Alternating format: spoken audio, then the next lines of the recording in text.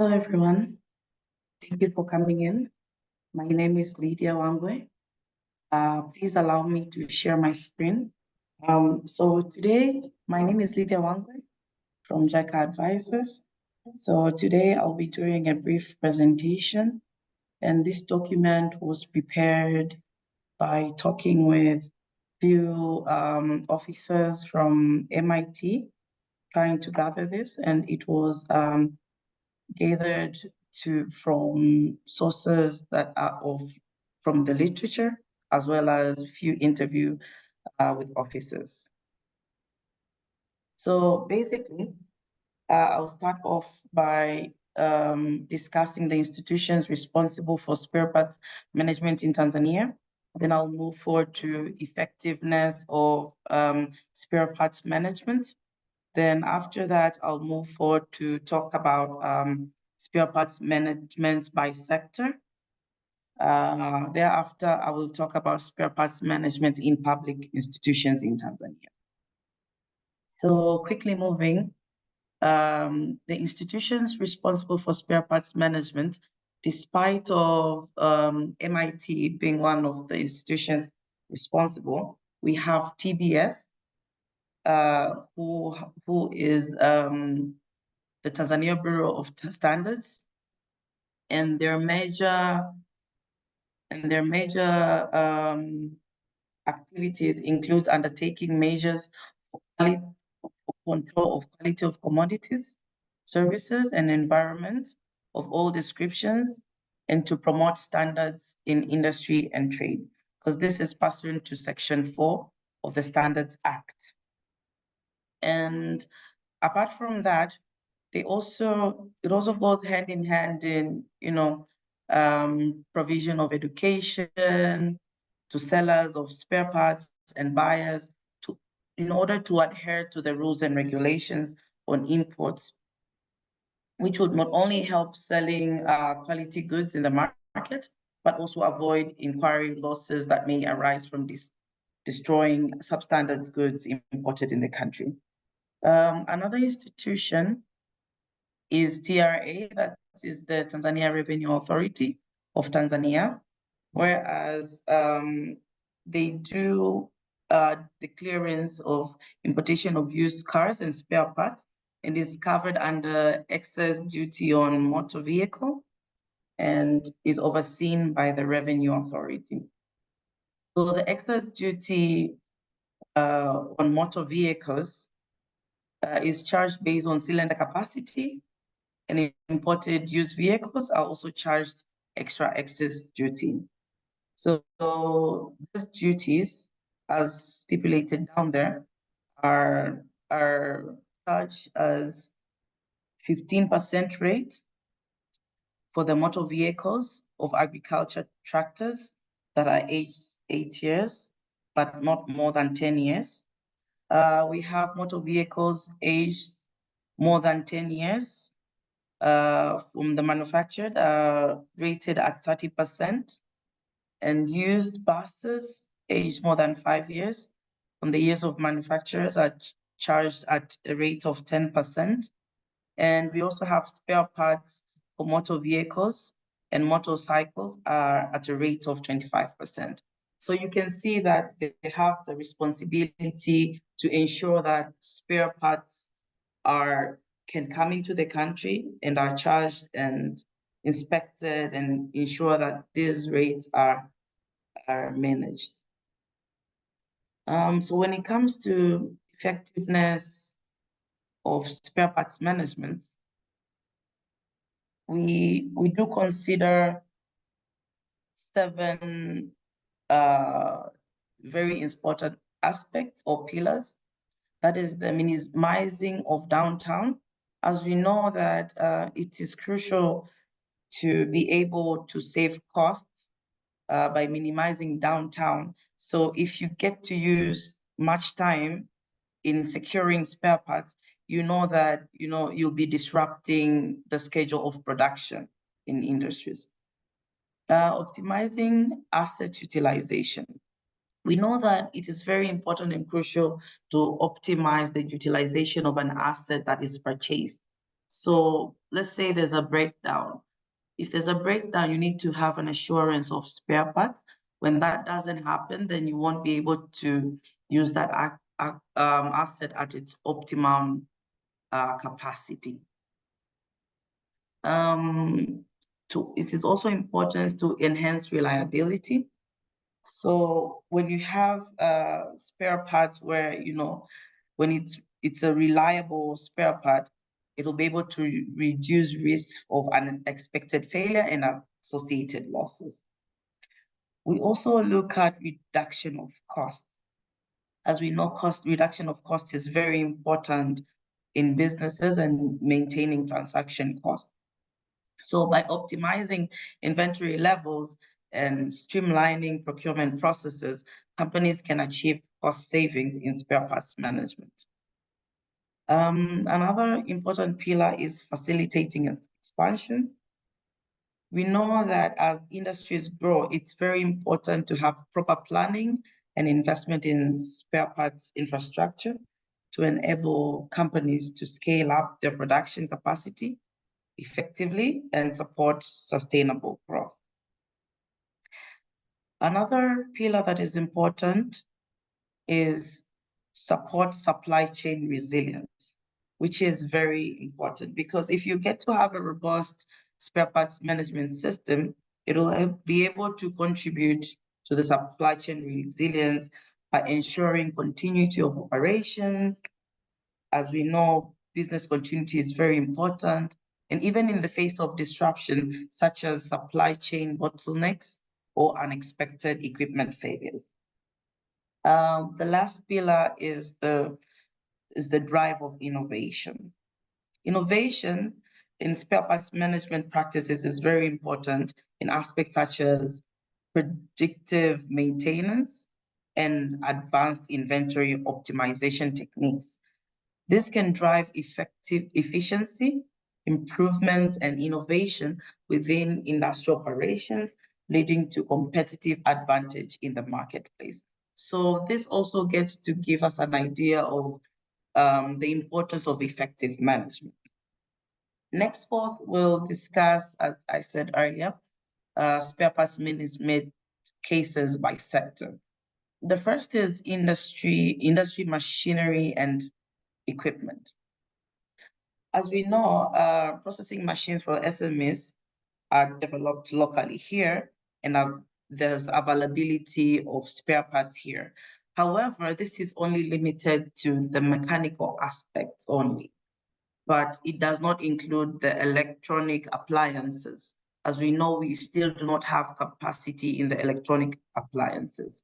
So it's really difficult to replicate. As we know, certain prototypes, especially designed by manufacturers, it's not easy to copy and to produce them here in the country. Another aspect is that the private sector here has the liberty to purchase machineries of their choice. As we know, the private sector, they know what they want and what they need in the production, and we have the trust that they have done the due diligence and feasibility study to show that, what kind of machines they'd like to have in place.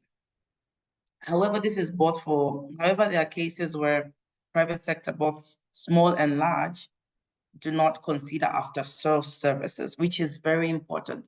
So the focus has always been in procuring, machinery that will cost a bit lower, but they do not think about how will I maintain this machine. They do not think backwards to say, okay, if I buy this machine, will I be able to get new spare parts? If it's a used machine, is the manufacturer still producing spare parts? Or have they stopped producing spare parts? So if they have stopped producing spare parts, that means you won't have continuity. So you'll have disruption and you'll have spent a lot of money on something that, has not brought the actual value in place.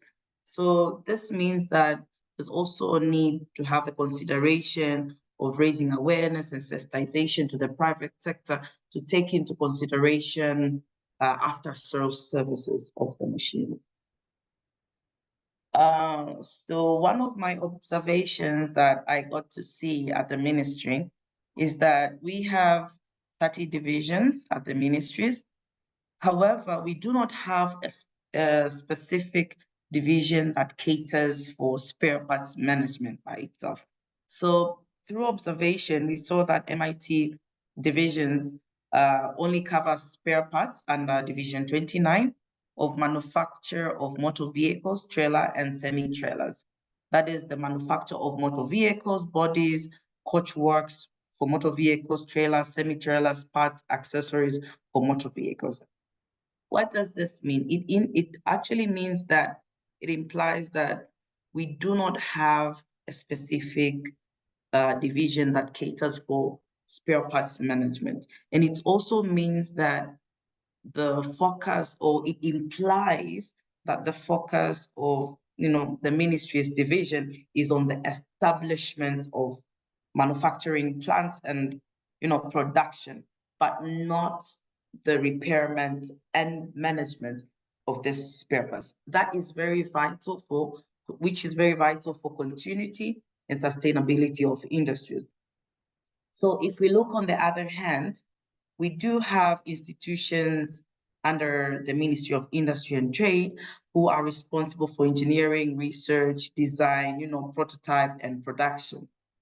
However, as MIT is responsible for overseeing as a coordinating unit to these institutions, while these institutions might be carrying out these mandates and producing spare parts per se, it will be difficult to manage if a division is not catered from above. So there'll be a disparity in terms of coordination. Another sector is the agriculture sector, and renewal and review of. It's very important to have establishment and review of customer service agreement. We know that this is very sure. It's very important to ensure that after-sales services is feasible. So there are cases where in the contracts, they have been very difficult from the end of our end as the country due to this kind of negotiations. An example is a company from Poland where they had an agreement with Tanzania through NDC to establish tractors assembly factory in the country. However, the sale of it was spare parts. So in those assembler to be responsible for supplying the spare parts. So what we did not consider as Tanzania is the price that was listed, not necessarily the spare parts, but the price of the spare parts. So if you look at the clauses there, you'd see that the prices of, for instance, an component like the filter was priced about 3 times higher than other local filters that are available in the market. So this is very important in terms of reviewing these kinds of agreements. Excuse me.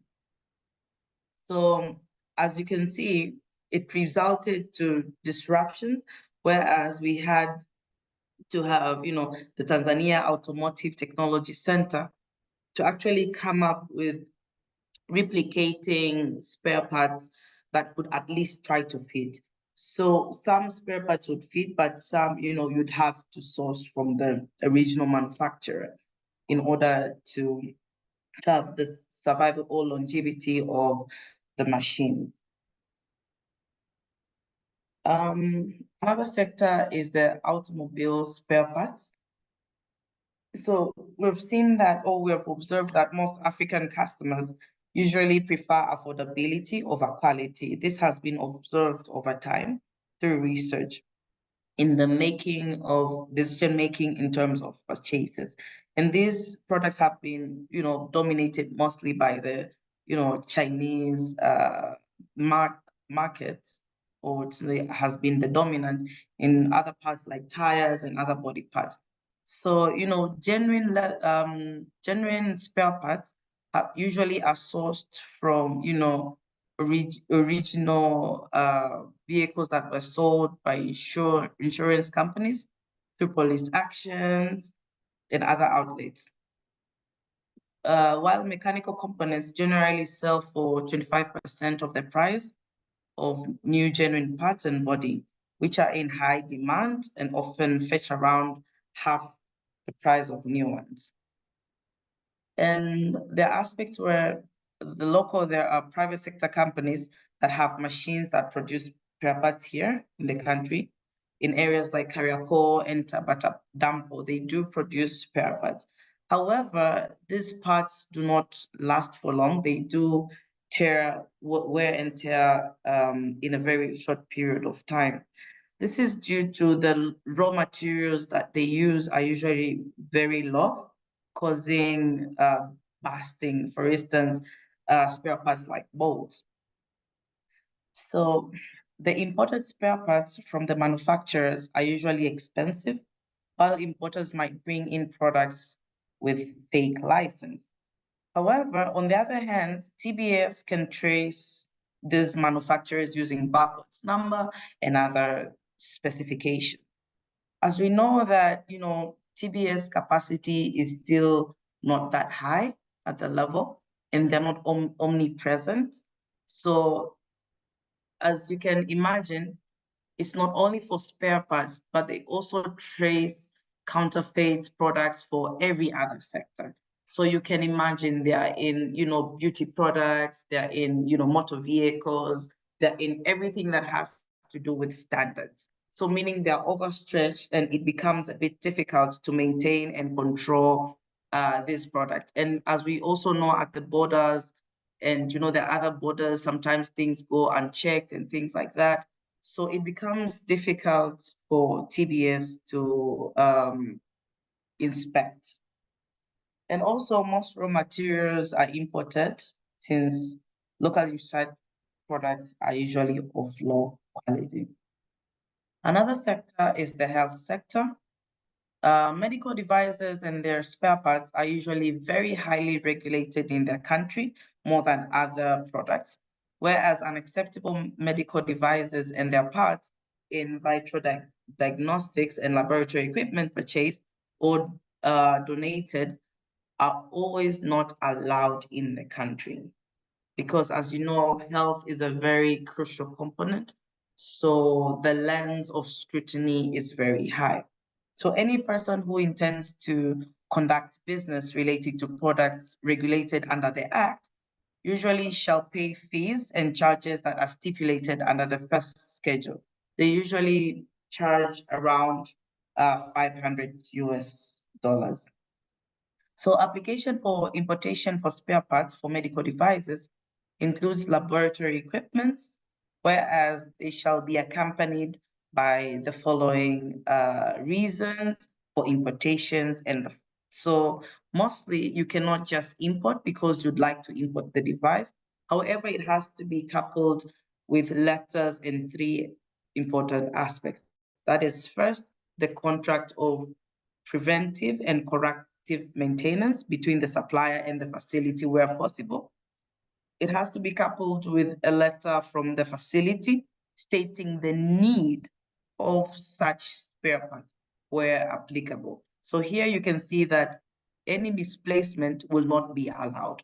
You also have to have a proof of availability of the machine in the country. So meaning you cannot bring a spare part in the country that does not have a machine in the country. So you can see that there's consistency in the health sector. So one of the areas that if we would say we were to learn lessons will be in the health sector, whereas it is very strict and on point.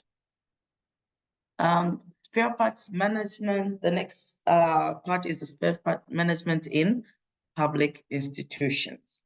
So we took a few cases, but the only case we took mostly was the Tanzania Port Authority as an example.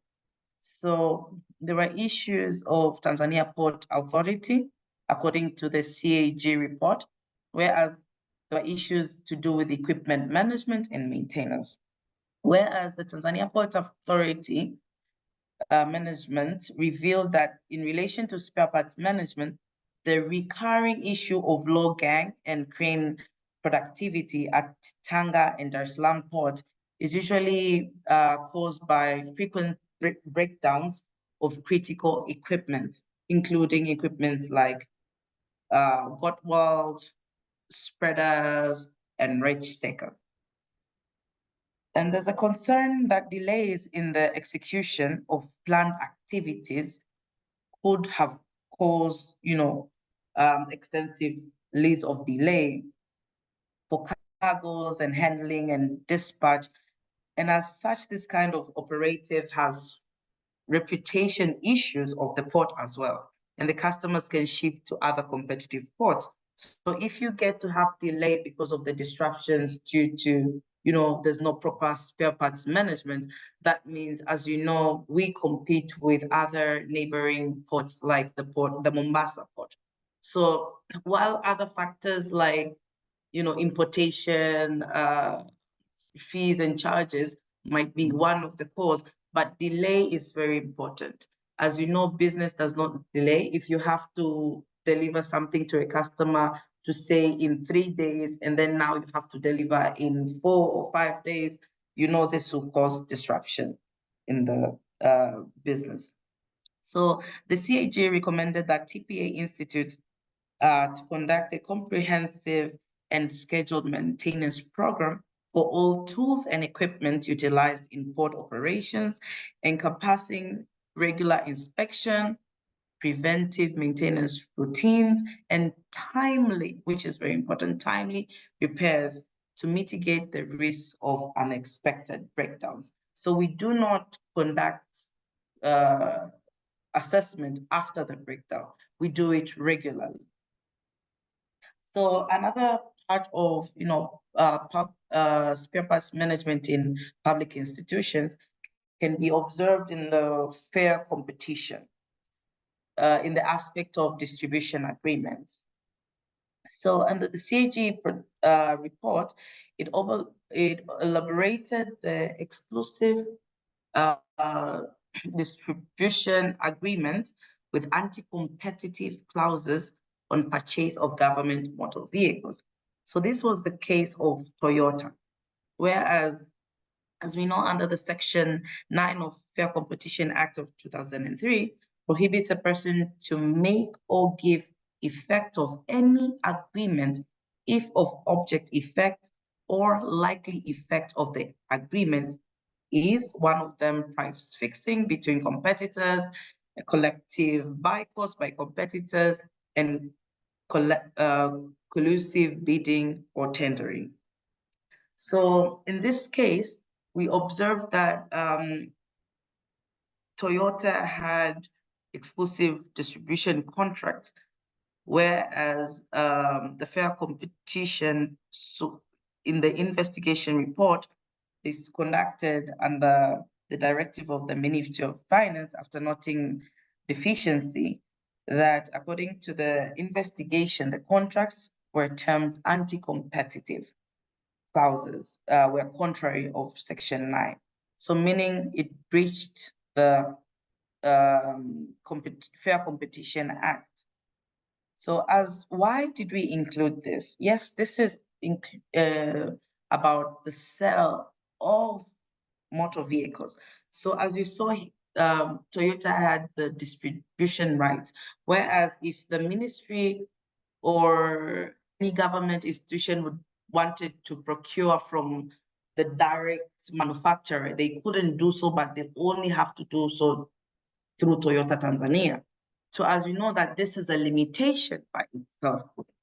So why did we take this case? Because in the previous spare parts management workshop we conducted earlier, there were considerations and recommendations that to manage spare parts, we should consider having agreements of bulk purchase of spare parts. However, with this kind of a case, if you get to purchase that, that means it will disrupt or cause that some unfair competition, just as sales. So the same issue that happens to the unfair competition of purchase of motor vehicles could also be true for spare parts management as well. So this will be imperative to note that cases to mitigate the possibility of breaching Section 9 of the Spare Part Act. So thank you very much. This is just a brief overview of Tanzania spare parts management. Thank you very much. Okay, thank you for your presentation. Now I think you can close your PC so that we can share the microphone and the speaker together, since we are sitting together at the JICA office in Dodoma. Yes, indeed, I think her report cleared something which was not visible last time, particularly the issue of the 7 pillars of the policy to go. I was really impressed by the points like optimizing asset utilization, and then for the purpose you should reinforce this supply chain. Otherwise, you may unnecessarily repeat the case of this Polish structure, which had a big challenge of this spare parts supply in the past. And then what should be done in Tanzania, I think, was well covered by her report. In another word, if you overcome those challenges listed on her report, it means that the immediate tasks of the Tanzanian government has been well covered. Well, on the other hand, this is not just seizing a fire. You should think about the future of the industrial development. For the purpose, you really need to have a longer-term perspective. And because of this, today at the workshop, we have Dr. Matsumoto joining from Tokyo. He has a vast experience and knowledge about policy building and future perspective. So Dr. Matsumoto, if you are ready, you please take the floor. You have 30 minutes. Thank you very much. Okay, thank you very much for your introduction, and let me share my slide. Okay. Again, my name is Mitsutaka Matsumoto, and I will be talking in the title of Trends and Challenges in Spare Parts Management and also Product Remanufacturing. I hope that my presentation will be somehow useful to you and to this workshop. First, let me introduce myself and my organization quite briefly first. I have been working with AIST, that is National Institute of Industrial and Science and Technology, Japan, since 2006. And I have been working on the research topics on circular economy, remanufacturing, and product lifecycle engineering. And basically, I am working together with industrial partners in Japan on these topics. And also, I'm working on international collaborative projects on these topics. Regarding my institute, that is AIST, AIST is one of the largest public research institutes in Japan. We are specialized in the industrial technologies, not like the basic science or the basic research, but more on the applied research or industrial technologies. We have approximately 11,000 researchers who are working, but out of them, about 2,500 full-time researchers. And we have wide range of research domains, such as electronics, manufacturing, material science, or information techniques, and so on. And I am working at the Advanced Manufacturing Research Institute. And we are specialized in the techniques of machining or metal 3D printing or coating, tribology, reliability engineering, and so on. And these are quite related to the research on spare parts management or product remanufacturing. And one of our special focus is remanufacturing research.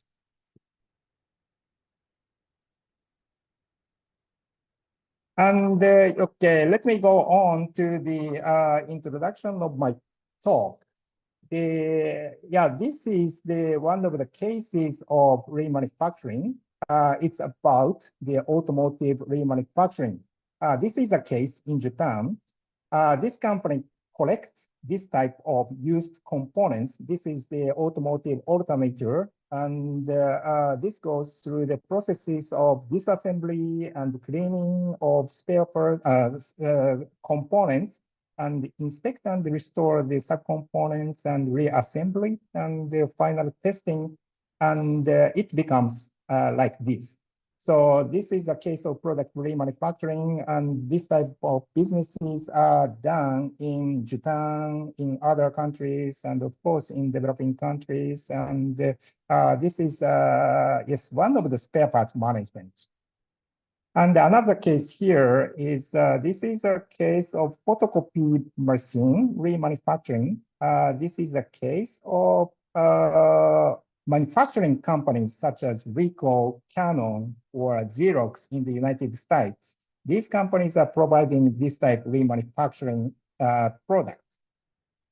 And another case here is this is a case in developing country or the company in Indonesia. This local company are importing used photocopy machines from the other countries, and they repair this product and they provide this to the local markets. And this is quite important for their businesses, economies, and also the industry in the local economies. So in my talk after this, I will talk a little bit cases of these type businesses. And then I will talk about the trends of these type businesses. And then I will talk about the opportunities and challenges. That means the driving forces and also barriers for these type businesses. And among the challenges, I will focus on the technological challenges and trends, and then I will summarize my talk. So there are, of course, a number of cases for these products, but here, let me introduce you the 6 cases of these type businesses. Yeah, the first one is, again, the automotive parts. This is a case of alternator, and this is the engine, and this is a big engine, like for trucks or buses. And these type businesses are quite popular in Japan or in other countries, including the United States, Europe, or emerging economies as well. The second case, heavy duty and off-road equipment. This includes this components of this type mining machine or construction machinery, or of course the agricultural machines. Companies such as Caterpillar in the United States or Komatsu, Hitachi Construction Machinery in Japan, or also some local companies are working on this type businesses. And the third case, the electric vehicle is increasing globally, and this type EV batteries remanufacturing is increasing in global. This is a case in Japan, and this is a stockyard of electric vehicle batteries. This company is working on refurbishing or repurposing of EV batteries and providing these type products to the markets. And the next one, again, this is the case of photocopy machines. I visited this case, the Singapore, it's about 8 years ago. This is remanufacturing provided by OEM company. This is a factory of Canon Singapore. And there are also local companies that is working on these type businesses. So this is another case. And the next case is, yes, like the previous presenter, this is a case for medical device. This is the business conducted by the OEM in Europe, Siemens. And there are also some Japanese companies that are working on this type businesses, and also local companies that working on these type businesses. And lastly, still the consumer products challenges for remanufacturing. But in the recent years, the mobile phone remanufacturings are quite increasing.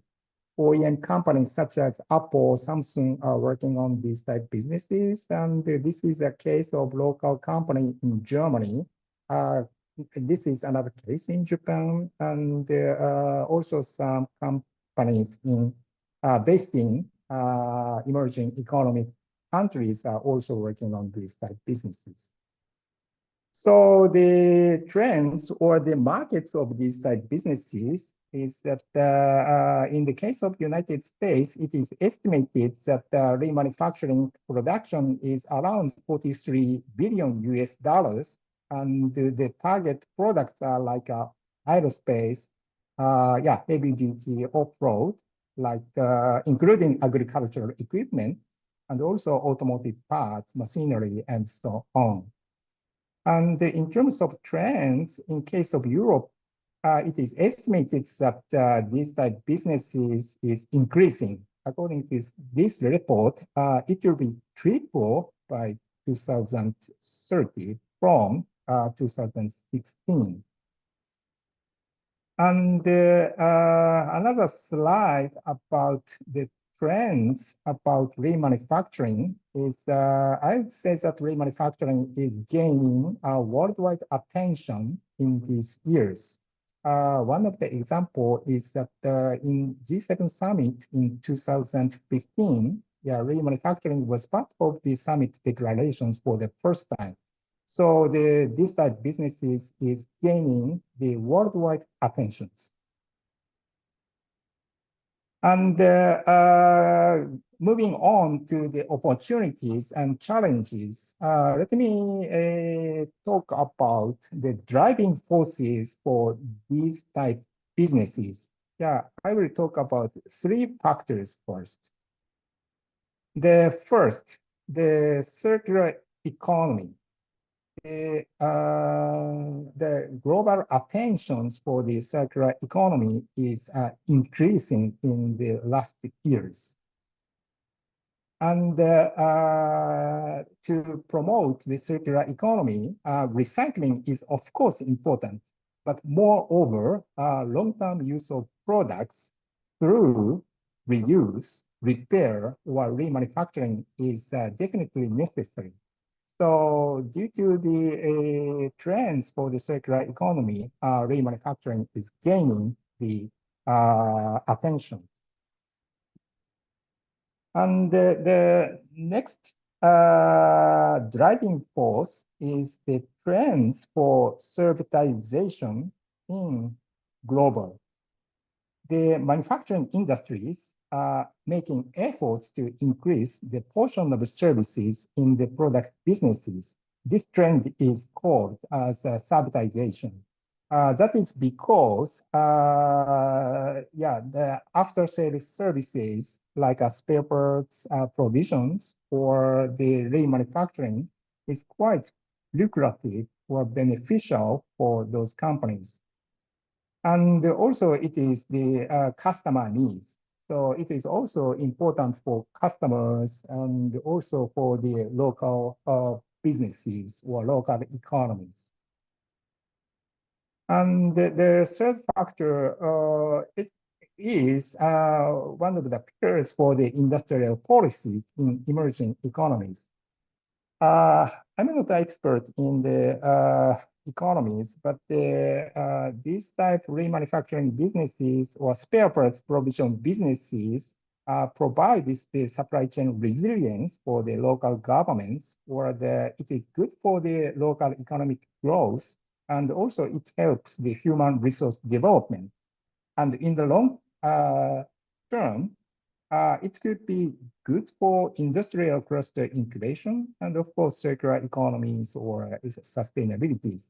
So some emerging economies governments promote these type of businesses for their local economies. And on the other hand, there are barriers and challenges for these type of businesses. Okay, let me summarize this. This is a report from the United Nations Environmental Program International Resource Panel in 2018. I like this report and refer to this report a lot. According to this report, there are at least 4 types of barriers for these type of businesses, industries, or spare parts management. The first, collection barriers. It is not easy to collect used products. And the second, technological barriers. I will talk about this factor in the later slides. And also, there are regulatory barriers. I will talk about this in the next slide again. And there are also market barriers. First is the demand side. Sometimes customers do not accept this type of remanufactured products. And also at the supply side, some companies do not want to do repair remanufacturing because they reduce the sales of new products. So these are the possible barriers for these type of businesses or spare parts management. And in terms of the regulatory barrier, one of the big barrier is the trade barrier for spare parts or used products or remanufactured products and so on. Some of the governments are imposing import restrictions to these products. That is because they want to prevent the e-waste problems. And some governments try to protect their own industries. And these are some of the regulations on trades of these type products. And according to these, for example, Indonesian governments are putting restrictions on used capital goods. So this is kind of barriers for these type businesses. And the next topic is the technological challenges for these type businesses or spare parts management. Yeah, this is a technology roadmap report provided by the Rochester Institute of Technology. This university or this research center is a very big research center for remanufacturing. It is located in the United States. Yeah, there are a number of technological challenges, and I will talk about these challenges and some of the trends in recent years. And then I will summarize my talk. There are a number of technological challenges to promote or increase the productivities of these type remanufacturing. The first type challenge is the disassembly processes. Yeah, these type disassembly processes are quite labor-intensive process. So especially in developed countries, this is very costly processes. So automating these processes is a challenge. And yeah, we have some research projects by using robotics or other techniques to automate these processes. another challenge, the cleaning processes. The cleaning processes also are very, very costly processes. And also it can cause the environmental pollution. So the developing the cleaning technique is another challenge for this type of businesses or this type of industries. And the deterioration diagnosis, the materials or the surfaces of the materials deteriorating at some days, like fracture occurs or fatigue will be made, wear, corrosion or breakage, and scratch, corrosion, and so on. Yeah, this type of deterioration must be evaluated and diagnosed. So, and also they need to be restored if they are diagnosed as repairable. So these are another challenging issues for remanufacturing or spare parts restorations. And repairing processes, yes, this is a case of repairing processes that, yeah, this is a case that there is a defect or damage in the crankcase of engine.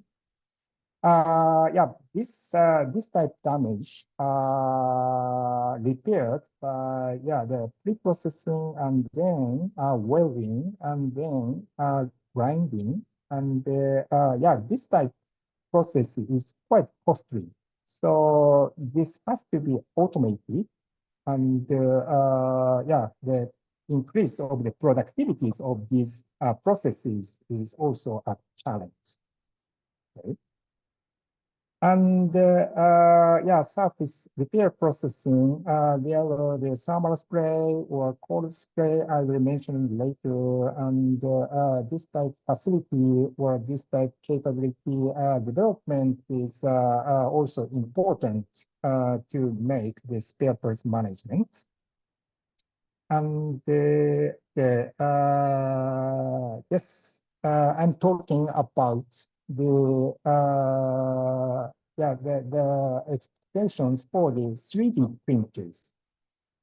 The 3D printer spare parts fabrication will be challenging and also promising.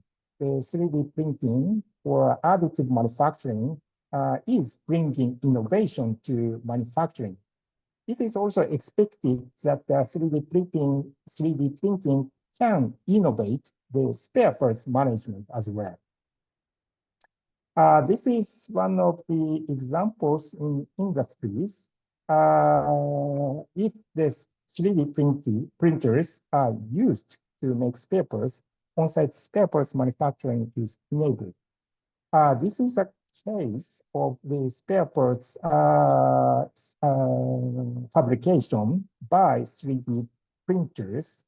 This is a case by ZF Corporation in, I think, in Germany. And 3D printers can also be used for parts repair. This is an image.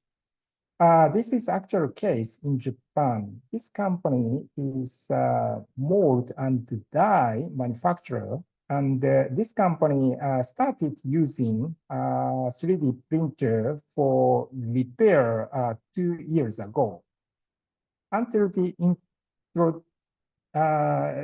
installation of 3D printer, this company was repairing the damage in dies and molds by using welding, and it usually took 8 hours.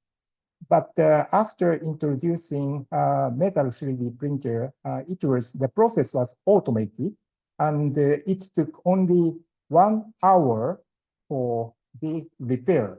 So yeah, still there are some challenges for the quality or reliability of the repair, but it increased the productivity quite a lot. So it is another chance and challenges to increase the repair process and also the spare parts management. And yes, this is the works that we are working on. We are working on the research in 3D printing, metal 3D printer repairs. We are applying powder DD type 3D printers and wire DD type printers and powder bed fusion type 3D printers. We are using these type 3D printers to apply to the repair processes of the spare parts like this. Yeah, I'm not going into the detail, but we are working on the research and development of repair processes by using metal 3D printers. And I would say that there is still room for improvement in mechanical properties of repaired parts. So we need the research and the development for these processes. And plastic, not metal, but the plastic 3D printers are more promising. Yeah, actually, I got a sample from Nishida-san, and this is a case of broken parts, and we 3D scanned this and try to experimentally make these components by using plastic 3D printers. So it is quite promising, and there are challenging issues to apply these 3D printers to the spare parts development, fabrication, and repair and management. And the reliability assessment for residual lifetime prediction or reliability engineering is quite critical for spare parts production, spare parts provisions in the businesses. We are working on reliability assessment technique development. This is a case of fatigue test of repaired products by using a 3D printer. And also, there are new technique. This is a cold spray. And this is a case repaired by cold spray. This is a corrosion in the pipe, and it can be repaired by this. Also, the surfaces of the aerospace components can be repaired by using cold spray. We are working research and development on repair by using cold spray. So that's it for my talk. And summarizing my talk, the importance of after-sales service industries like remanufacturing or repair or maintenance is increasing in the context of the trends towards servitization and also the trends towards the circular economy. And these industries are also important for the local economies. And there are barrier factors to the promotion of these type industries. So it is very important to overcome these barriers through policy measures, business model innovations, and technological development. And we are working, mainly working on technological development and the new technologies such as 3D printers, cold sprays, sensing, digitalization, and automation robotics will bring innovation to these type after-sales service industries. So this is it for my presentation, and thank you very much for your attention. Yes, thank you very much, Dr. Matsumoto. Indeed, that was a magnificent presentation, which was focusing on the very important substance of the spare parts management. The spare parts management is not just to manage the spare parts, but to open your eyes wide enough to those points like repairing with the new techniques and then try introducing the concept of remanufacturing, what are the barriers, and then what are the technological roadmaps. I think these inputs must be very useful ones from the perspective of the Tanzanian government. Thank you very much, Dr. Matsumoto, and please be patient to stay with us until we have a question and answer session. Thank you very much. Okay, then, because of the time constraints, allow me to move to the presenter number 3, my colleague, advisor, Mr. Tabuchi. If you are ready to talk about the private sector's measures to be taken for this spare parts management, please take the floor. Thank you for the introduction. My name is Tabuchi. I am a investment promotion advisor of this team, and also I'm working as Kaizen expert of Kaizen project.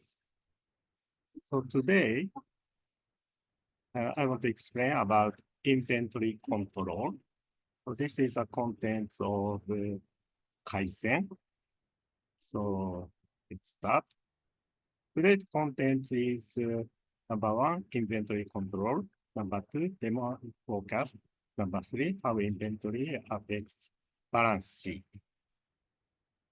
So number 1, if we say inventory, there are 3 types of inventory. One is material purchased from suppliers, and also after production, we have finished goods inventory, and also during production, there are WIP, work in process. So all 3 are considered about inventory. But today, maybe we think about material because the lead time is longer and amount is bigger. Okay, so number 1, first, purpose of inventory. Why we need to have inventory? The purpose is 1, leveling of production. So this green line shows customer demand. Basically, customer demand fluctuates more. Then, but our production should be more stable. So then, okay, if the customer demand is low, but we produce as inventory, then customer demand becomes high. So for this point, we can use deliver from inventory. So this kind of leveling production is purpose number 1. And also buffer for demand fluctuation. So even if customer informed like this, but sometimes customer also doesn't know how their product will be sold. Then sometimes customer demand becomes higher or even lower. So such kind of sudden change inventory can help to deliver. Okay, then, to control inventory, we need to consider about ordering. So there are two types of ordering method. Number 1 is periodic ordering, reordering. Number 2 is fixed quantity ordering. I'll explain 2 of them. Okay, so this graph shows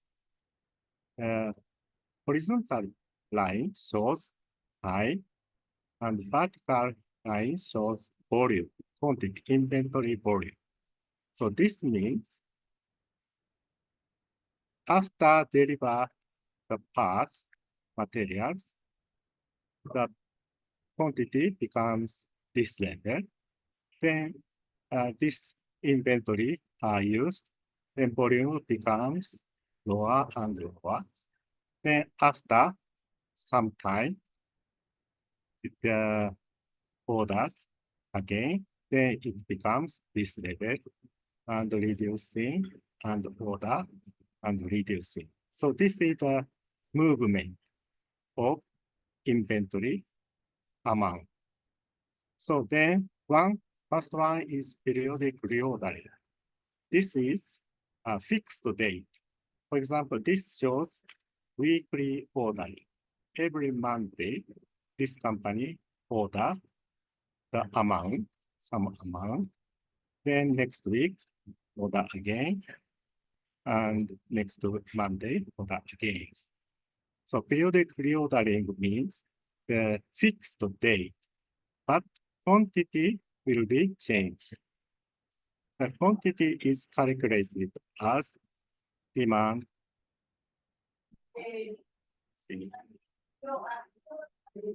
Okay, the calculated by this formula. And this shows, okay, every Monday, the person ordered after purchase lead time, they will get this quantity one amount. Yeah, but this gap shows purchase lead time.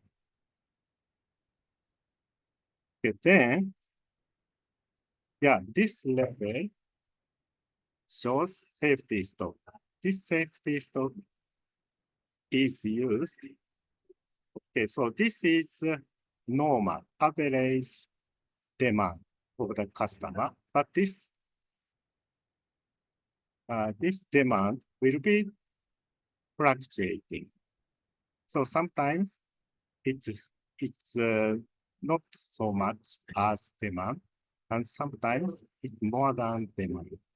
So to prevent lack of material, this safety stock is used.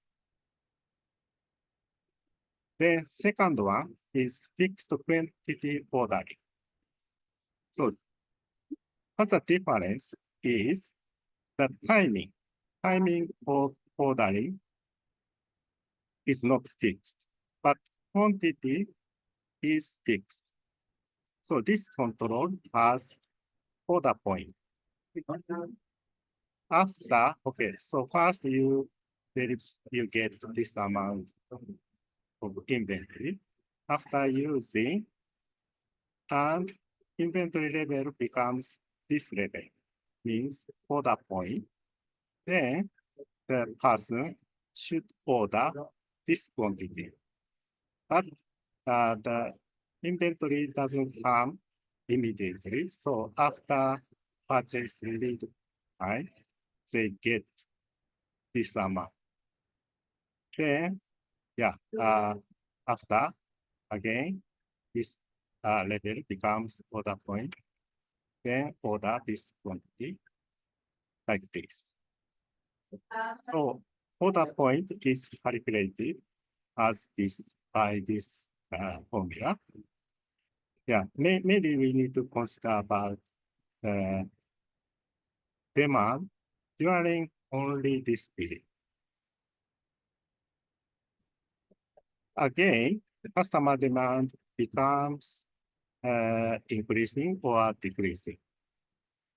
In that case, anyway, if the point becomes this level, the person order, and so only consideration is ordering point. Okay. So, yeah, I already explained about periodic reordering and also fixed quantity ordering.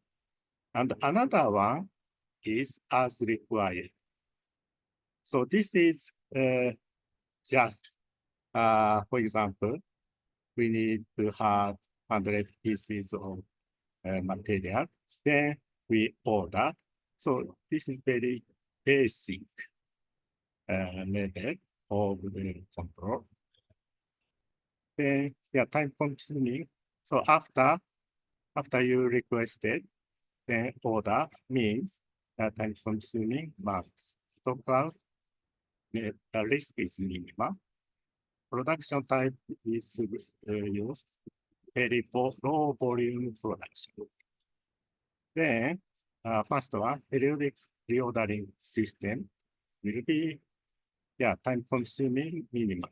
Only once a week or once a month, the person need to calculate how many parts or materials they have to order.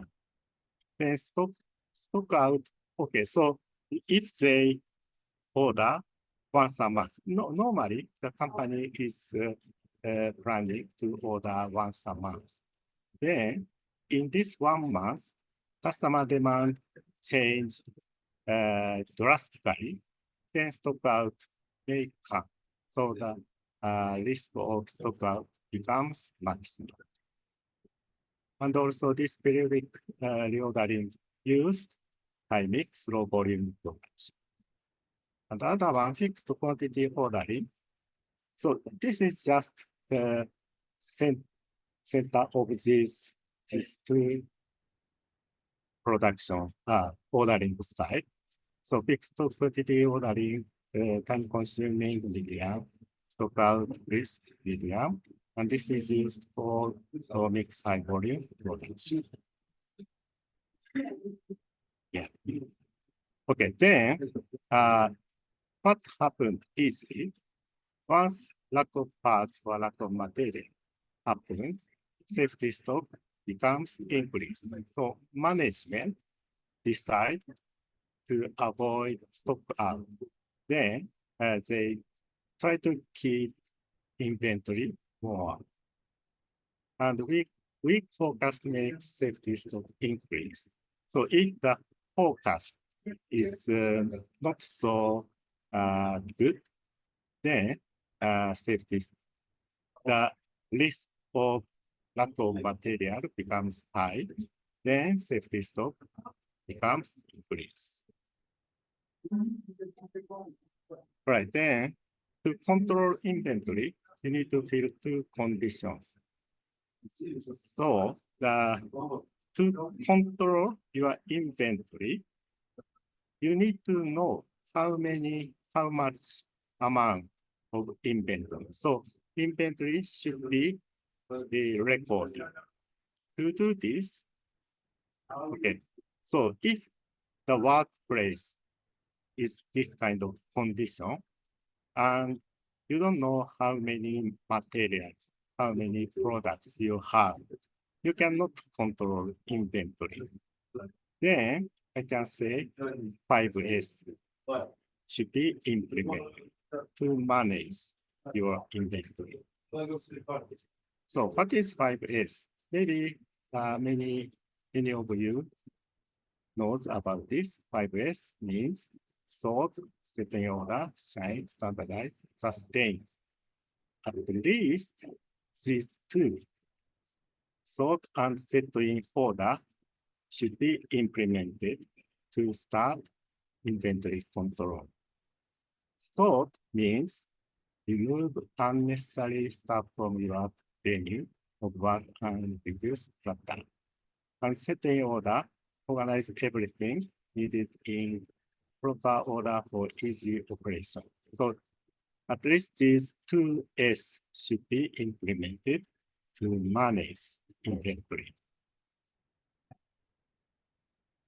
Okay, then for both ordering, periodic reordering and also fixed quantity ordering, need to have demand. Sometimes this demand are shown by your client, customer. And some case you have to calculate by yourself. So how you can calculate or you can focus your demand? All right, so this is one example for 3 years, 5 months.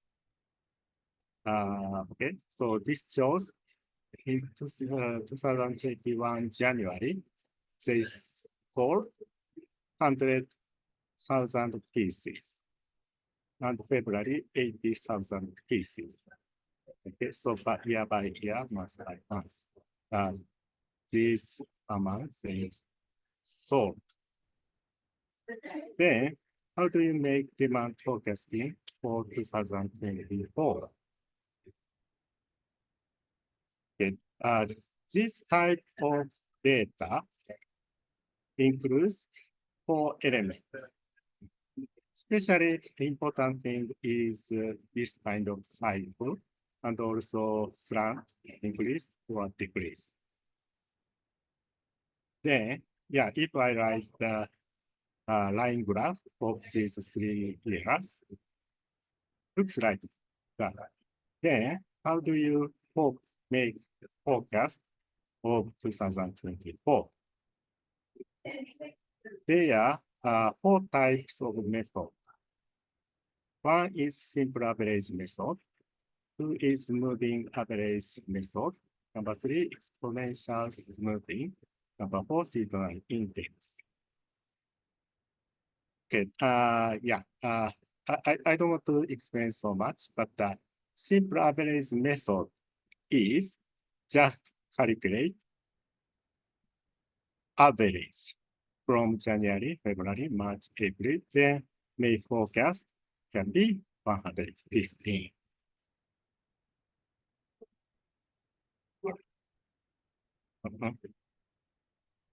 Yes, then moving average method means, okay, to calculate May, it's same as the simple average method.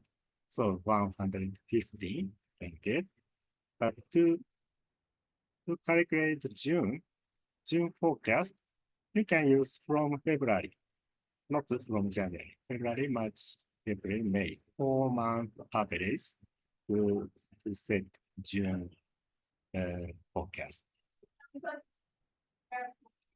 So moving average method can eliminate noise. Noise means unexpected up and down, abnormal up and down. So if you use average, you can eliminate noise. You can extract slant, means if the figures increase month by month, then this kind of moving average method can extract slant, increase or decrease. But weak extraction for cycle. If the figures have cyclic seasonal index, then this kind of calculation cannot extract for cycle. Okay, then exponential smoothing is calculated by this formula. Yeah, so this is consider both forecast and actual. You see, the moving average or simple average just use actual figures, but exponential smoothing use forecast and actual. So the weighting, how much forecast is considered. In this case, the 60% is actual and 40% from forecast, like this. Then you can get this amount. Yes, then okay, exponential smoothing can calculate using forecast and actual. And exponential smoothing can extract slant, increasing or decreasing. Also, exponential smoothing can eliminate noise, same as averaging, and weak extraction for cycle. All right. Then, number 3, how inventory affects balance sheet. I think most of you knows about balance sheet. I saw many manufacturers keep raw material 2-3 months and finished good 2 weeks. This I feel this is average level of in Tanzania. Do you think more inventory is better? So in many cases, I talked with company manager. They are saying, they are thinking more inventory is better because, okay, in Tanzania, it's sometimes difficult to get good quality of material. So if they have a chance, they want to have more material. So sometimes I see, okay, in average 2-3 months of raw material, but sometimes they have 6 months or 1 year. They try to have more materials. Okay, but maybe some of you knows about this. So Toyota company identified 7 types of muda. So Toyota tried to reduce these muda. Muda means waste. This kind of waste as much as possible. So inventory is one waste for the Toyota company. Okay, then, yeah, one fact is Toyota company is almost bankrupted because of too many inventory. Okay, inventory. Some people are saying inventory is money. So, yeah, this shows balance sheet. So why inventory is considered as money? So maybe many of you understand how balance sheet is made. So this is asset side. This is liability and as equity part. So these both parts are balanced. So this inventory includes material, work in process, and also finished goods. If inventory is reduced, so the one fact is both sides are balanced. If inventory is reduced, then automatically cash or other part, even if account receivable, fixed asset, will be increased. But most easily happen, cash will be increased. Or if inventory reduced, then this side, loans payable, will be reduced to balance both sides. Okay, this is the end of my presentation. Yes, Mr. Tabuchi, thank you very much for this meaningful and useful pieces of knowledge. And I hope that participants from private sector companies can certainly benefit from the input of your presentation. So now, just the rest of the time, we go for the question and answer session. But beforehand, okay, then now the floor is open. Please, please release your mute and identify yourself and then post question to either one of the presenters. Then put your question afterwards. Any questions, please? I have a suggestion. Yeah, please. Yeah, that people they can ask also if maybe also in Swahili, and Lydia Wangwe can translate for you. In case someone has a question in Swahili, we can yes, we allow them to share. Certainly, yes. Certainly, yes. Yeah. So any question in Kiswahili, Yes, please. yes.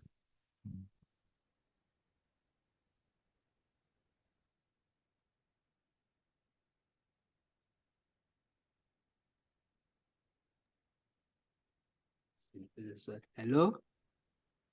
Yes, please go ahead. Yes, my name is David. I wanted to ask about that concept of remanufacturing. There was one presenter who said something about remanufacturing. Yeah. The Dr. practice, Matsumoto. Yes, go ahead. Yes. yes, the practice, usually those original manufacturers, OEMs, usually when they manufacture and then they supply, sometimes the technology they use when you want to repair or even buy spare parts, you have to go back to them so that they can do it for you. So sometimes you have to enter into a contract for them. Usually you have to call them to come and especially on some very sophisticated machines, sometimes you have they have sometimes passwords or those kinds of things, so that you cannot really go into it if sometimes the machine uses software or something like that. So I wanted to know this remanufacturing which is done. I think it was mentioned in Asia. Do they have license from those original equipment manufacturers, or they do it by themselves? And how assured are we of the quality and compatibility? I wanted to have just a clarification on that. Thank you. Yep. Thank you very much for the question. That is definitely a very good question. There are many types of remanufacturers, and in some cases, the manufacturer themselves are working on remanufacturing of their own products. In that case, yeah, it is okay. But in some cases, remanufacturers are contracted with the manufacturers. In that case, they are provided the, let's say, license or at least the contracts from the manufacturers. And in some cases, the remanufacturers do not have the license or any contracts from manufacturers. So they are often called as independent remanufacturers. In that case, they do not have the contracts, so they do by their own. And for example, for the quality certifications, they use their own standards for the quality of the product. So they provide some types of warranty, but it's by their own standards. And mostly they do by themselves. But in some cases, for example, in case of medical equipment, there are legislations or the legal or systems for the quality of the product.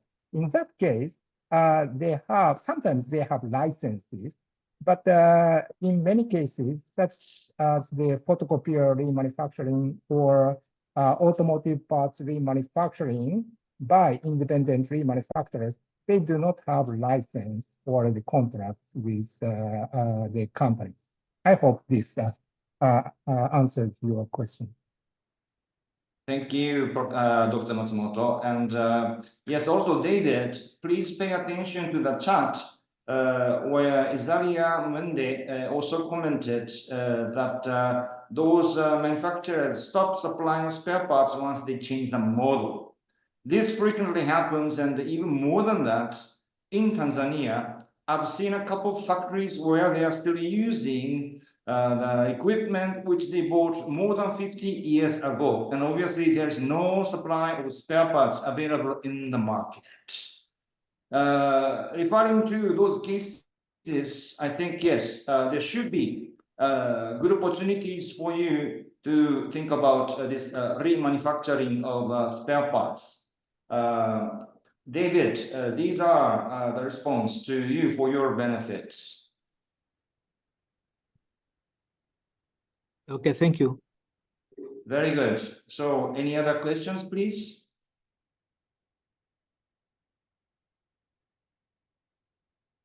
Oh, by the way, I should say thank you, Izaria Mwende, for your very useful input. All right, then, David, since you are from TBS, can you please just give us a comment from the viewpoint perspective of TBS concerning this spare parts management? You should have a certain view on this topic, spare parts management in Tanzania. Just briefly, can you share with us your comment on this particular topic, please? Yes, David, please.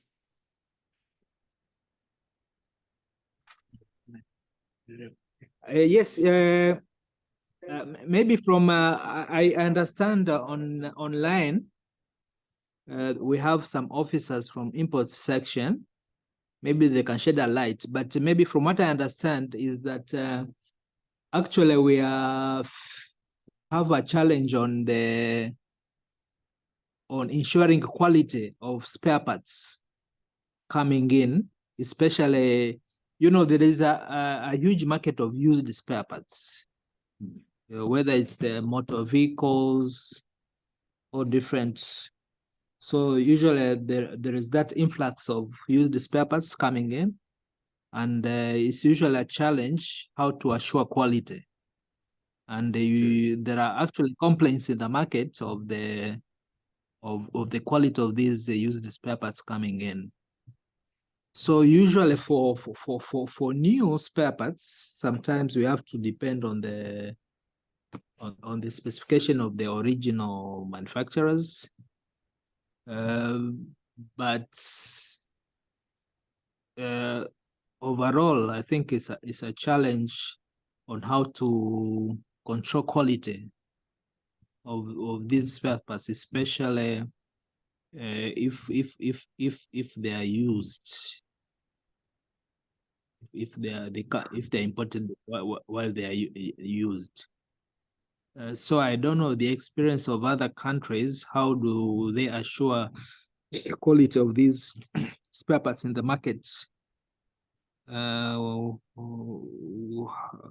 do they, on what basis do they base? Do they have standards maybe?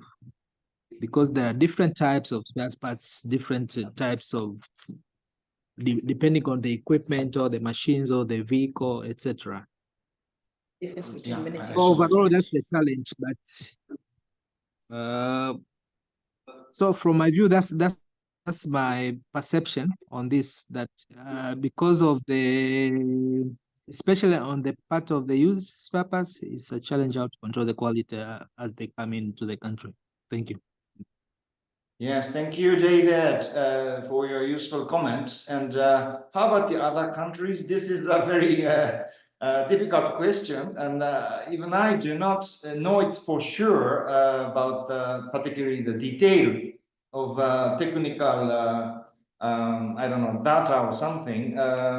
Since Mr. Tabuchi has a good exposure to the other countries in the region, including South Africa, I don't know, Tabuchi-san, do you have any relevant answer or comment to his question? Can I give the floor, please? If not, just feel free to say that no, you don't know, please. Okay, so I'm working for Ethiopia and South Africa.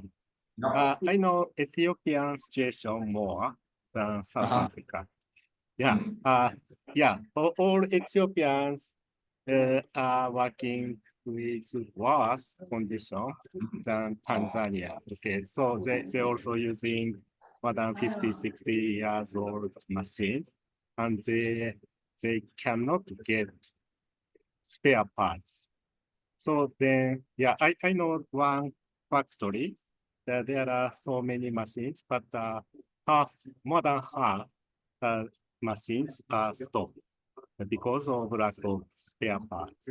So this is very serious problem in Ethiopia. South Africa, I don't see such situation. Maybe they can have newer machine, maybe 10 years, and also they can buy spare parts from original maker. Yeah, that's my understanding. Okay, thank you very much, Tabuchi-san. And yes, as mentioned by Tabuchi-san, Nishida-san, sorry, yeah, after that, go let ahead, me go ahead. add some, yeah. Okay, yeah. The quality assurance for spare parts is, of course, very, very important and, yes, critical issues. And let me say something. In case of matured market, for example, in the case of the automotive spare parts in Japan or European countries, in that case, the market mechanisms work. That means that if some company provides very bad quality spare parts to the market, the customer do not buy the spare parts from that company again. So the company will be get kicked out of the market. So the quality of the spare parts are assured by the market mechanisms. But if the market is still in the early stage of the development, yeah, the market mechanism usually do not work quite efficiently. So in that case, for example, in the case of South Korea, like 10, 20 years ago, the government provided certifications to some companies. Okay, this company provides good quality spare parts to the market. So the government provides the certification to this company.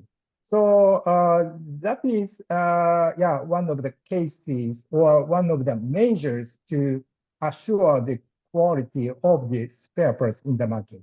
So yes, yeah, that is an input from me. Just magnificent, Dr. Matsumoto. Thank you very much for your input. And then, in fact, I was thinking about the same, about the role of government here in Tanzania. Yes, and look, on the chat, Isaria tends to post questions, and he says, or she says, what is the difference between management and inventory and managing spare parts? Sorry, Isaria, to have kept you waiting because we obviously prioritized verbal intercession. And yeah, inventory and spare parts, inventory is to have certain volume of stock, could be consumable, could be spare parts.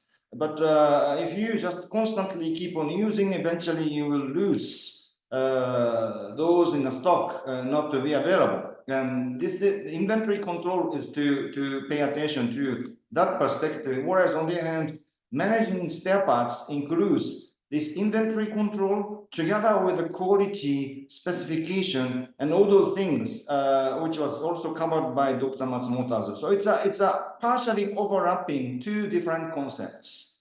I hope you got my message. And one more you have, yes.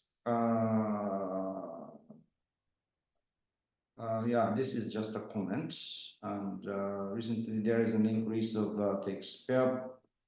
I urge you to register your trademark with the BRELA so as to enjoy protection of your brand by FCC, bearing in mind the existence of fake spare parts endangers safety to the users. All right, yeah, who's this? Who commented? Look, the comment is just moving. Trust Ripon. Yeah, thank you very much for your comment on the chat. And yeah, I think this is also valid concerning the current situation in Tanzania, where you are pretty much deteriorated by those fake spare parts which endanger the safety to the users. I fully agree. Look, who else?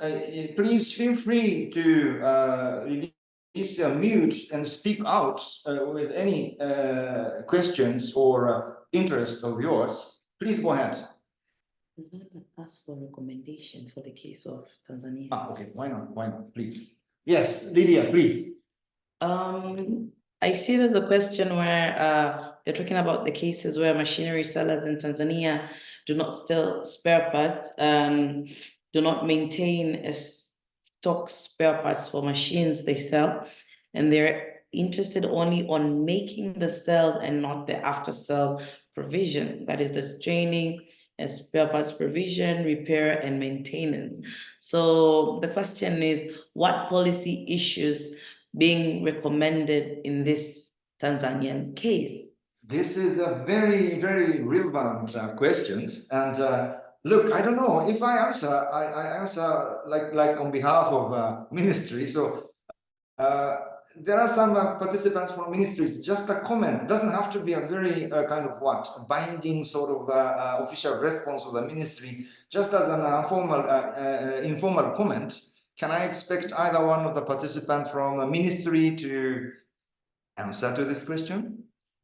And before going there, during data collection, there were suggestions that in order for things like this to be taken into consideration, policy issues should also cover after-sales services. And not just after-sales services, but also issues to do with customers and the service agreements that they get to have with the manufacturer to make sure that while they purchase this product, they can have an assurance of provision of the spare part. So that to avoid the dumping of machines in the country. So this has been hand in hand in terms of recommendation from some of the MIT officers that we got to speak with. So also other part was also consideration of raising awareness and sensitization to SMEs who get to import these machines to get before purchasing these machines to get to have sort of like sessions where they can speak of importance of these matters so that they can take into considerations this aspect before the purchase of their product. Yes. Now, anyone from Ministry of Industry and Trade, can you please release your mute and just comment? Even the private voice, which has no binding obligation, this I can guarantee with the ministry's mandate. Just feel free to comment, please. No one from MIT. I found several names. Well, may possibly be a bit sensitive and difficult, but at least this discussion I think is quite valid, and this precious opportunity of workshop which has been even recorded, and there should be an official report from JICA to the MIT. So I think from mid to longer term, MIT should be in a position to address this particular point to be institutionally rectified from now and on for the prosperous future of Tanzanian industrial development. Let me put it this way. I'm so sorry, but since we are an advisor of JICA to the government of Tanzania, I think that is most that I can comment. I'm sorry for the inconvenience, if any. Yes. Any other questions or comments? I think that there are some participants from agricultural sector. I wonder if you have had useful findings. Anybody from agriculture, please, can you release your mute and speak out?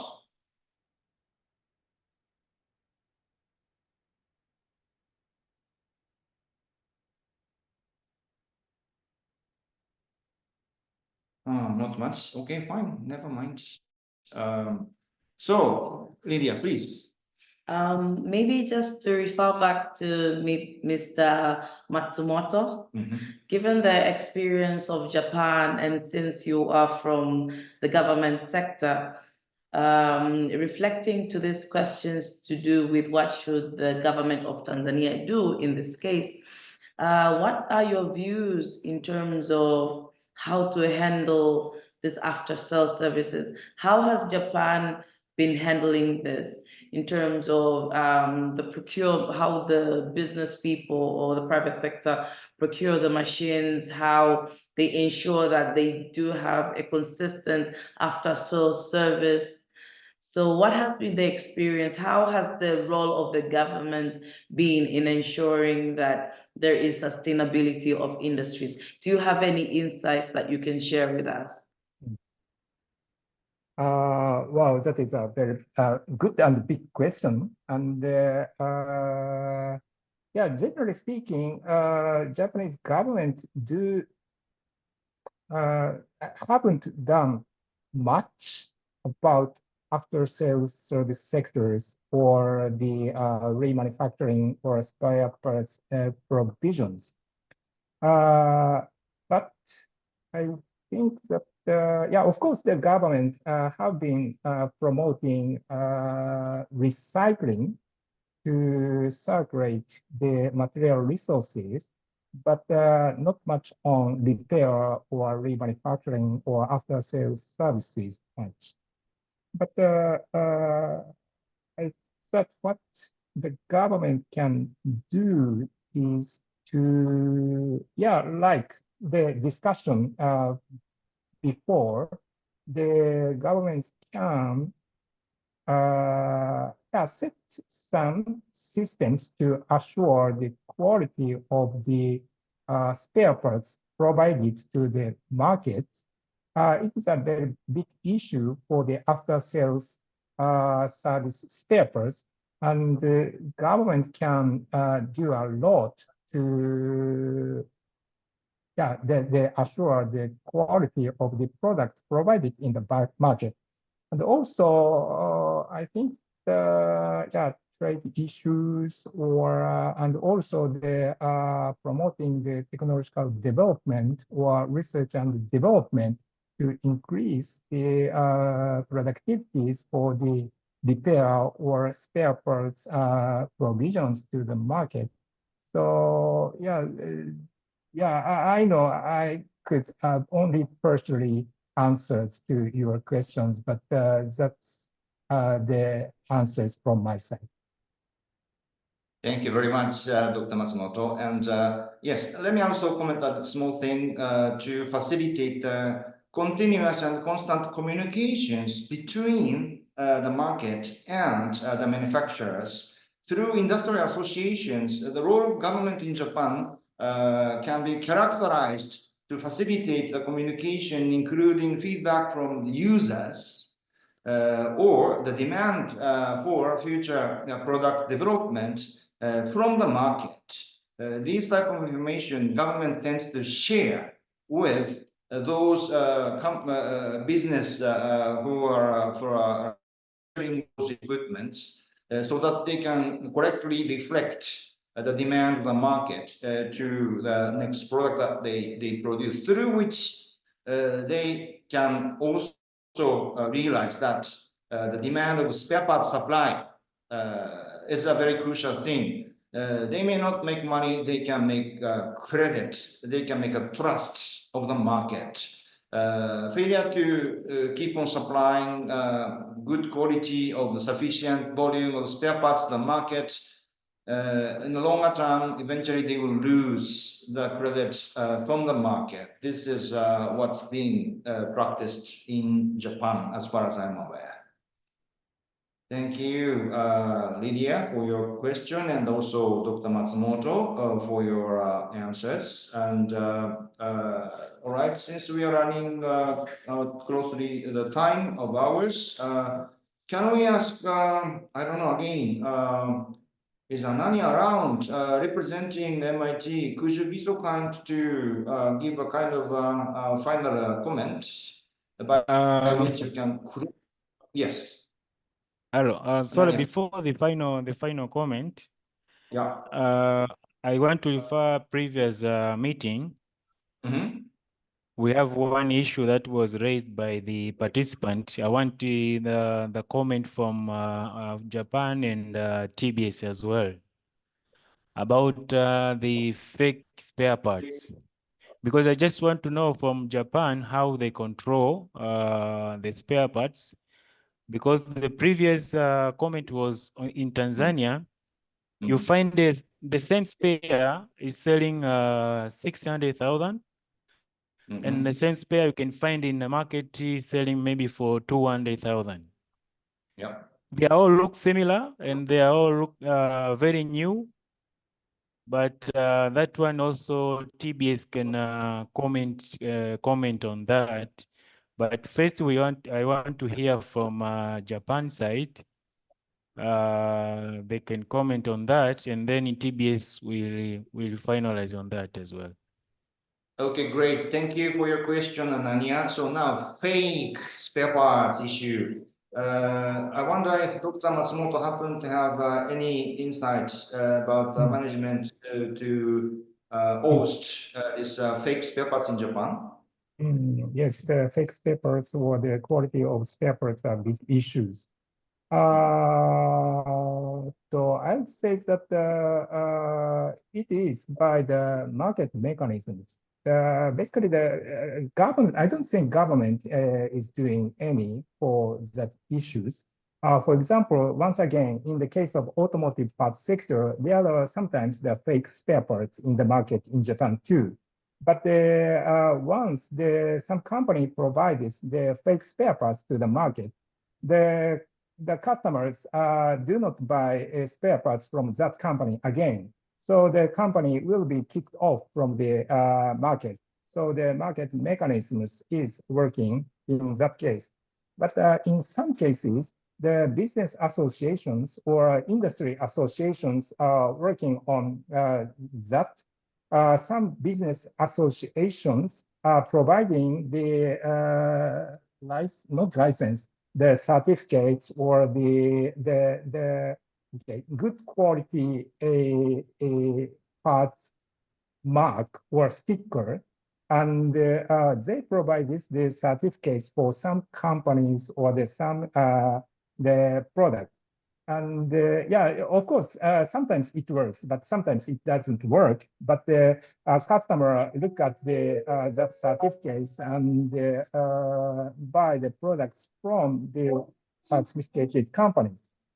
So that is one of the ways that the fake spare parts are removed from the market. Yeah, I hope this answers partially to your questions. Thank you, Dr. Matsumoto. And just briefly from me as well. And electronics industries, the Industry Association conducts a market patrol. Their agents look around the spare parts shop, electric spare parts shop in Tokyo, Akihabara, and where they find the fake spare parts.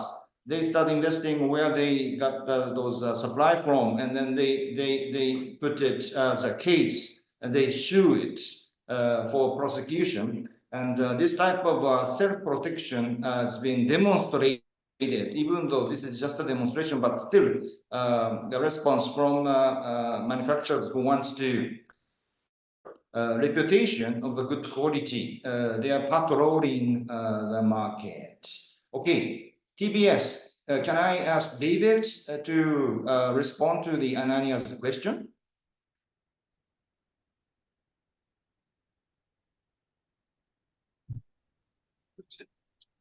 Yes.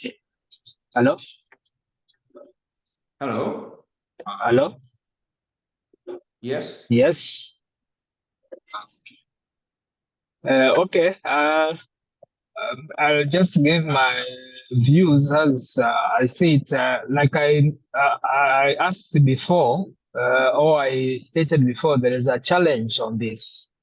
And the market of Tanzania is not developed as for Japan. We don't have those strong industry associations, which might help to survey the markets, and also unlike Japan, even the business community here is not as, they don't have strong associations to ensure that maybe they certify those suppliers. So self-evaluation or what is not there as such. And and unfortunately, the economic situation as it is, you find the consumers prefer cheap products. If they find something which is higher price and lower price, they will very easily go to those which are lower price. Though it does not necessarily mean that a lower priced product is substandard.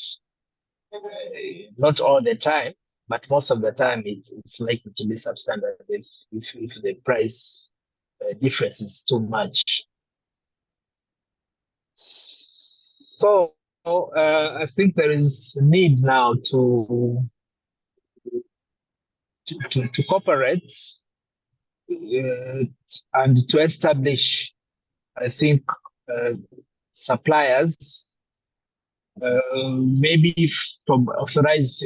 Now it's a personal issue. Now, if somebody can buy from authorized suppliers, they can be much more assured of the quality of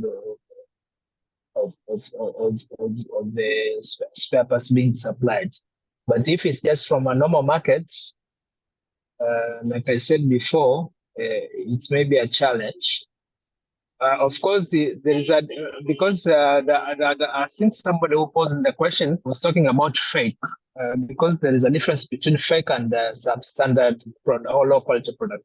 A fake product is you can imitate somebody's brand. If it's Toyota, you say I'm manufacturing this spare parts. You give it a name of Toyota, but you are not Toyota who's manufacturing. You just imitate the brand. So most of the time it could be low quality, but sometimes it may have the necessary quality and it may perform like an original product. So we have an institution in Tanzania, Fair Competition Commission, which deals with fake products. But TBS, we try to ensure that the quality of these products in the market is okay. And like I said, given the big variety of types of spare parts coming in, and also no, we don't have close linkages with the original manufacturers from different countries. It's currently still a challenge that we need to come up with. So I think if we have a policy in place, and also we have learned from experiences given here in this workshop, like from Japan, that if you have maybe strong industry associations, and we try to have some dedicated suppliers where we know where they source their materials, and we are able to verify the quality. Maybe we can try to control, maybe to improve in the future, try to control. So that's the situation that I can say currently from my understanding. Thank you. Okay, thank you, David. I know the situation is not, of course, not perfect. We have quite a lot of challenges, which we have to kind of face against from either one of opportunities or the mandates. And each one has a different differentiated responsibility, mandate, and motivation even to tackle on this issue. But I hope this workshop could be taken as a small opportunity for you to ignite new sort of action against this common challenge that we have in Tanzania. Look, Ananya, can I ask you again to kind of briefly comment to close the workshop? Okay. First of all, I would like to thank you, the presenters, Lydia, Matsumoto, and also the other guy. It's a good presentation. And also, I'd like to thank you, all the participants who managed to join and take their time for this workshop. And this is just a start for more workshop will be coming in to discuss about this issue of spare parts here in Tanzania, especially for our industries in this Tanzania. So for this, thank you for everything. And next time we'll invite you for another workshop related to industrial workshop. We welcome. I hope you'll also join in the workshop. Thank you very much. Okay, thank you, Ananya. And lastly, Iselia Mwenje commented that before you close the meeting, kindly provide some policy recommendations as promised. Yes, policy recommendations, which I think was already discussed quite a lot through the session, but sharing the information about the situation or challenges that we face against must be prioritized. And then the measures to cope with the difficulty, like today's input by the expertise, you can count on these opportunities, say cooperation between JICA and ministry, through which you can find all those workshops concerning this same topic. And then after sharing those informations, I think awareness raising efforts should be also prioritized as a matter of policy. Awareness raising starts everything. This is my personal view. I hope, Zaria, I answered to your question. All right. So I think since time elapsed, it's already 10 minutes exceeding the scheduled end time.